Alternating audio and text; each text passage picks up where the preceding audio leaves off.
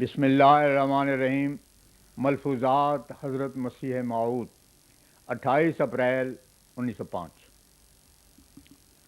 حضرت اقدس نے ارشاد فرمایا، اللہ تعالیٰ نے جا بجا رحم کی تعلیم دی ہے۔ یہی اخوت اسلامی کا منشا ہے۔ اللہ تعالیٰ نے صاف طور پر فرمایا ہے کہ تمام مسلمان مومن آپس میں بھائی ہیں، ایسی صورت میں کہ تم میں اسلامی اخوت قائم ہو اور پھر اس سلسلے میں ہونے کی وجہ سے دوسری اخوت بھی ساتھ ہو۔ یہ بڑی غلطی ہوگی کہ کوئی شخص مصیبت میں گرفتار ہو اور قضاء و قدر سے اسے ماتم پیش آوے تو دوسرا تجہیز و تکفین میں بھی اس کا شریک نہ ہو۔ ہرگز ہرگز اللہ تعالیٰ کے یہ منشا نہیں ہے۔ حضرت صلی اللہ علیہ وسلم کے صحابہ جنگ میں شہید ہوئے یا مجروح ہو جاتے تو میں یقین نہیں رکھتا کہ صحابہ انہیں چھوڑ کر چلے جاتے ہوں، یا پیغمبر خدا صلی اللہ علیہ وسلم اس بات پر راضی ہو جاتے کہ وہ ان کو چھوڑ کر چلے جائیں۔ بس میں سمجھتا ہوں کہ ایسی وارداتوں کے وقت ہمدردی بھی ہو سکتی ہے اور احتیاط مناسب بھی عمل میں لائی جا سکتی ہے۔ اول تو کتاب اللہ سے یہ مسئلہ ملتا ہی نہیں کہ کوئی مرض لازمی طور پر دوسرے کو لگ بھی جاتی ہے۔ ہاں، جس قدر تجارب سے معلوم ہوتا ہے اس کے لیے بھی نص قرآنی سے احتیاط مناسب کا پتہ لگتا ہے۔ جہاں ایسا مرکز وبا کا ہو کہ وہ شدت سے پھیلی ہوئی ہو وہاں احتیاط کرے، لیکن اس کے بھی یہ معنی نہیں کہ ہمدردی ہی چھوڑ دے۔ خدا تعالیٰ کا ہرگز یہ منشا نہیں ہے کہ انسان ایک میت سے اس قدر بعد اختیار کرے کہ میت کی ذلت ہو اور پھر اس کے ساتھ ساری جماعت کی ذلت ہو۔ آئندہ خوب یاد رکھو کہ ہرگز اس بات کو نہیں کرنا چاہیے۔ جب کہ خدا تعالیٰ نے تمہیں بھائی بنا دیا ہے تو پھر نفرت اور بغض کیوں ہے؟ اگر وہ بھی مرے گا تو اس کی بھی کوئی خبر نہ لے گا، اور اس طرح پر اخوت کے حقوق تلف ہو جائیں گے۔ خدا تعالیٰ نے دو ہی قسم کے حقوق رکھے ہیں، حقوق اللہ اور حقوق العباد۔ جو شخص حقوق العباد کی پرواہ نہیں کرتا وہ آخر حقوق اللہ کو بھی چھوڑ دیتا ہے، کیونکہ حقوق العباد کا لحاظ رکھنا یہ بھی تو امر الہی ہے جو حقوق اللہ کے نیچے ہے۔ یہ خوب یاد رکھو کہ اللہ تعالیٰ پر توکل بھی کوئی چیز ہے۔ یہ مت سمجھو کہ تم نری پرہیزوں سے بچ سکتے ہو۔ جب تک خدا تعالیٰ کے ساتھ سچا تعلق نہ ہو اور انسان اپنے آپ کو کارآمد انسان نہ بنا لے، اس وقت تک اللہ تعالیٰ اس کی کچھ پرواہ نہیں کرتا، خواہ وہ ہزار بھاگتا پھرے۔ کیا وہ لوگ جو طاعون میں مبتلا ہوتے ہیں وہ پرہیز نہیں کرتے؟ میں نے سنا ہے کہ لاہور میں نواب صاحب کے قریب ایک انگریز رہتا تھا، وہ مبتلا ہو گیا۔ حالانکہ یہ لوگ تو بڑے پرہیز کرنے والے ہوتے ہیں۔ نرا پرہیز کچھ چیز نہیں جب تک خدا تعالیٰ کے ساتھ سچا تعلق نہ ہو۔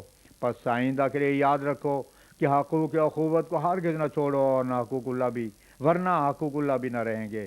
خدا تعالیٰ ہی بہتر جانتا ہے کہ یہ تعاون کا سلسلہ جو مرکز پنجاب میں ہو گیا ہے کب تک جاری رہے، لیکن مجھے یہی بتایا گیا ہے، ان اللہ لا یغیر ما بقوم حتی یغیروا ما بانفسہم، سورہ رعد آیت 12۔ اللہ تعالیٰ کسی حالت میں قوم میں تبدیلی نہ کرے گا جب تک لوگ دلوں کی تبدیلی نہ کریں گے۔ ان باتوں کو سن کر یوں تو ہر شخص جواب دینے کو تیار ہو جاتا ہے کہ ہم نماز پڑھتے ہیں، استغفار بھی کرتے ہیں، پھر کیوں مصائب اور ابتلا آ جاتے ہیں؟ اصل بات یہ ہے کہ خدا تعالیٰ کی باتوں کو جو سمجھ لے وہی سعید ہے۔ اللہ تعالیٰ کا منشا کچھ اور ہوتا ہے، سمجھا کچھ اور جاتا ہے، اور پھر اپنی عقل اور عمل کے پیمانے سے پایا جاتا ہے۔ یہ ٹھیک نہیں۔ ہر چیز جب اپنے مقررہ وزن سے کم استعمال کی جاوے تو وہ فائدہ نہیں ہوتا جو اس میں رکھا گیا ہے۔ مثلا ایک دوائی جو تولہ کھانی چاہیے، اگر تولے کی بجائے ایک بوند استعمال کی جاوے تو اس سے کیا فائدہ ہوگا؟ اور اگر روٹی کے بجائے کوئی ایک دانہ کھا لے تو کیا وہ سحری کا باعث ہو سکے گا؟ اور پانی کے پیالے کی بجائے ایک قطرہ سیراب کر سکے گا؟ ہرگز نہیں۔ یہی حال اعمال کا ہے، جب تک وہ اپنے پیمانے پر نہ ہوں وہ اوپر نہیں جاتے۔ یہ سنت اللہ ہے جس کو ہم بدل نہیں سکتے۔ پس یہ بالکل خطا ہے کہ اسی ایک امر کو پلے باندھ لو کہ تعاون والے سے پرہیز کریں تو تعاون نہ ہوگا۔ پرہیز کرو جہاں تک ممکن ہے، لیکن اس پرہیز سے باہمی اخوت اور ہمدردی نہ اٹھ جاوے، اور اس کے ساتھ ہی خدا تعالیٰ کے ساتھ سچا تعلق پیدا کرو۔ یاد رکھو کہ مردہ کی تجہیز و تکفین میں مدد دینا اور اپنے بھائی کی ہمدردی کرنا صدقات خیرات کی طرح ہی ہے۔ یہ بھی ایک قسم کے خیرات ہے اور یہ حق العباد کا ہے جو فرض ہے. جیسے خدا تعالیٰ نے صوم و صلات اپنے لیے فرض کیا ہے، اسی طرح اس کو بھی فرض ٹھہرایا ہے کہ حقوق العباد کی حفاظت ہو. بس ہمارا یہ کبھی مطلب نہیں ہوا ہے کہ احتیاط کرتے کرتے اخوت ہی کو چھوڑ دیا جاوے. ایک شخص مسلمان ہو اور پھر سلسلے میں داخل ہو اور اس کو یوں چھوڑ دیا جائے جیسا کتے کو، یہ بڑی غلطی ہے. جس زندگی میں اخوت اور ہمدردی نہ ہو وہ کیا زندگی ہے. بس ایسے موقع پر یاد رکھو کہ اگر کوئی ایسا موقع ہو جاوے تو ہمدردی کے حقوق فوت نہ ہونے پاویں. ہاں، مناسب احتیاط بھی کرو. مثلا ایک شخص تعاون زدہ کے لباس پہن لے یا اس کا پس خوردہ کھا لے تو اندیشہ ہے کہ وہ مبتلا ہو جاوے، لیکن ہمدردی یہ نہیں بتاتی کہ تم ایسا کرو. احتیاط کی رعایت رکھ کر اس کی خبر گیری کرو، اور پھر جو زیادہ وہم رکھتا ہو وہ غسل کر کے صاف کپڑے بدل لے. جو شخص ہمدردی کو چھوڑتا ہے وہ دین کو چھوڑتا ہے.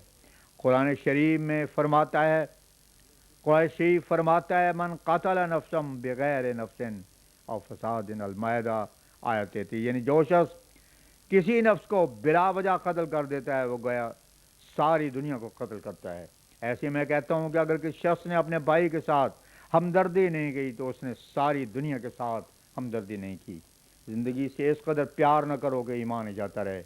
حقوق اخوت کو کبھی نہ چھوڑو. وہ لوگ بھی تو گزرے ہیں جو دین کے لیے شہید ہوئے ہیں.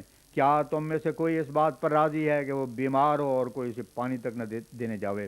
خوفناک وہ بات ہوتی ہے جو تجربے سے صحیح ثابت ہو. بعض ملا ایسے ہیں جنہوں نے صدہا تعاون سے مرے ہوئے مردوں کو غسل دیا ہے اور انہیں کچھ نہیں ہوا. حضرت صلی اللہ علیہ وسلم نے اس لیے فرمایا کہ یہ غلط ہے کہ بیماری دوسرے کو لگ جاتی ہے. وبائے ایام میں اتنا لحاظ کرے کہ ابتدائی حالت ہو تو وہاں سے نکل جاوے، لیکن زور شور ہو تو مت بھاگے. حضرت یعقوب علیہ السلام نے اپنے بیٹے کو کہا تھا کہ تم ابواب متفرقہ سے داخل ہونا، اس لحاظ سے کہ مبادہ کوئی جاسوس سمجھ کر پکڑ نہ لے. احتیاط تو ہی، لیکن قضاء و قدر کے معاملے کو کوئی روک نہ سکا. وہ ابواب متفرقہ سے داخل ہوئے لیکن پکڑے گئے. بس یاد رکھو کہ سارے فضل ایمان کے ساتھ ہیں. ایمان کو مضبوط کرو. قطع حقوق معصیت ہے اور انسان کی زندگی ہمیشہ کے لیے نہیں ہے. ایسا پرہیز اور بوجھ جو ظاہر ہوا ہے وہ عقل و انصاف کے روح سے صحیح نہیں ہے. ایسے امور سے اپنے آپ کو بچاؤ جو تجربے میں مضر ثابت ہوئے ہیں. یہ جماعت جس کو خدا تعالیٰ نمونہ بنانا چاہتا ہے، اگر اس کا بھی یہ حال ہوا کہ اس میں اخوت اور ہمدردی نہ ہو تو بڑی خرابی ہوگی. میں دوسرا پہلو نہ بیان کرتا، لیکن مجھے چونکہ سب سے ہمدردی ہے اس لیے اسے بھی میں نے بیان کرنا ضروری سمجھا. یعنی جس کے ساتھ واقع ہو جاوے اس کے ساتھ بھی، اور جو بچے ہوئے ہیں ان کے ساتھ بھی.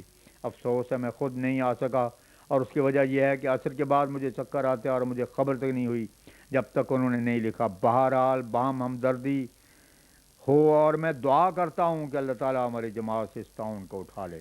آمین. حضور کی خدمت میں ذکر آیا کہ ایک اخبار میں لکھا ہے کہ جوتشی نے پیشگوئی کی ہے کہ اب زلزلے کا کوئی خوف نہیں. فرمایا یہ اور بھی خوشی کی بات ہے. خدا نہیں چاہتا کہ اپنے غیب کی خبر میں دنیا داروں کو بھی شامل کریں. اب صاف ہو جائے گا کہ جوتشی سچے ہیں یا خدا کا کلام صحیح ہے. اگر یہ جوتشی اور علم طبقات الارض کے ماہر انگریز ایسے ہی دانا ہیں کہ وہ زلزلوں کی خبروں سے پہلے ہی واقف ہو جاتے ہیں تو یقیناً انہوں نے گورنمنٹ انگریزی سے بڑی عداوت کی جو اس کے متعلق پہلے سے اطلاع دے کر ہزاروں جانوں کو اور کروڑوں روپے کے مال کو تلف ہونے سے نہ بچا لیا. کیونکہ انہوں نے 6 ماہ پہلے خبر و اطلاع نہ دی کہ ایسی مصیبت آنے والی ہے. ہم نے تو 11 ماہ پہلے خبر دے دی تھی کہ ایسی آفت آنے والی ہے جس سے مکانات گر جائیں گے اور مٹ جائیں گے، اور وہ ایک زلزلے کا دھکا ہوگا. اس میں لفظ بھی ایک تھا جس سے ظاہر ہوتا ہے کہ پہلا دھکا ہی بہت تیز ہونے والا تھا. چنانچہ سب مکانات ایک دفعہ ہی گر گئے، یہاں تک کہ جو برانڈوں میں تھے وہ دوڑ کر باہر نہیں آ سکے، اور جو لیٹے ہوئے تھے وہ بیٹھ نہیں سکے، اور جو بیٹھے ہوئے تھے ان کو کھڑا ہونے کا وقت نہیں ملا.